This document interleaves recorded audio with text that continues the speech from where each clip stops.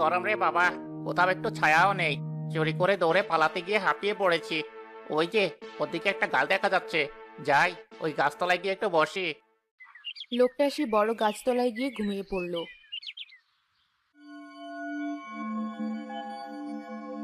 ঘুম থেকে ওঠার পর সে দেখলো গাছের লতাপাতা তাকে গাছটার সাথে বেঁধে রেখেছে। কে কে করেছে আমার সাথে এই কাজ? কোন দুষ্ট ছেলে মেয়ে করেছে এটা?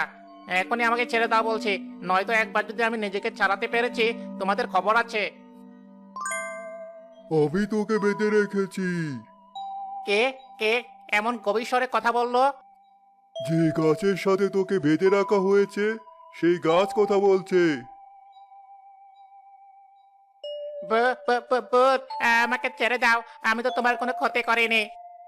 তা করিসনি বটে, কিন্তু আমার গাছের নিচে বসে যে এতক্ষণ ছায়া নিলি তার মূল্য তো দিতে হবে। কি মূল্য? আমার গায়ে একটা কোটর দেখতে পাচ্ছিস?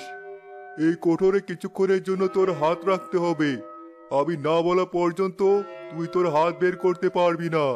তুই যদি মানুষ হিসাবে খারাপ হোস আর আমি বলার আগে যদি তোর হাত বের করে ফেলিস, তাহলে তোর হাতটা হারাতে হবে। আর আমি যদি মানুষ হিসেবে ভালো হই? তাহলে তোর হাতের কোনো ক্ষতি হবে না। কিন্তু তুই যদি আমার উপরে বিশ্বাস করে আমি না বলার আগ পর্যন্ত তোর হাত না সরাস, তবে আমি কথা দিলাম, তুই মানুষ হিসাবে খারাপ হলেও আমি তোর কোনো ক্ষতি হতে দিব না, উল্টো তোকে উপহার দেব। আমি তোমার কোনো কথাতে রাজি না হলে?